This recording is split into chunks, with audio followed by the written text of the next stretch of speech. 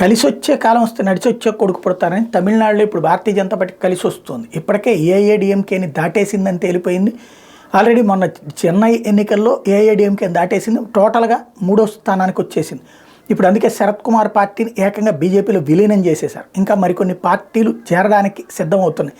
ఇప్పుడు తాజాగా ఏఐఏడిఎంకే ఎప్పుడైతే పన్నీర్ సెల్వం పళనిస్వామి చేతికి వెళ్ళిందో పన్నీర్ సెల్వం అలిగి యువతలకు వచ్చాడు. ఆ పన్నీర్ సెల్వం ఒక వర్గం, పళనిస్వామి వర్గం వేరైతే పన్నీర్ సెల్వాన్ని బయటికి తోసేశారు. ఇతను శశికళ మనిషి, శశికళ ద్వారా కథలు నడిపినటువంటి మనిషి. ఇప్పుడు శశికళ ఇతనికి అండగా ఉంది. ఇతను ఒక పార్టీ ప్లాన్ చేసుకుంటే ఇప్పుడు వీళ్ళందరినీ కూడా బీజేపీలో శశికళ పార్టీ పెట్టించింది. అప్పుడు టీటీవీ దినకరంతో ఇప్పుడు తమిళనాడు రాజకీయాల్లో కీలక పరిణామాలు జోడు చేసుకుని బీజేపీతో పొత్తుకి ఏఎంకే ఏదైతే టీటీవీ దినకరన్ పెట్టినటువంటి పార్టీకి సంబంధించినటువంటి వాళ్ళు వచ్చి బీజేపీతో కలిశారు. లోక్సభ ఎన్నికల్లో కలిసి పోటీకి 2 పార్టీలు పరస్పరం అంగీకరించినాయి.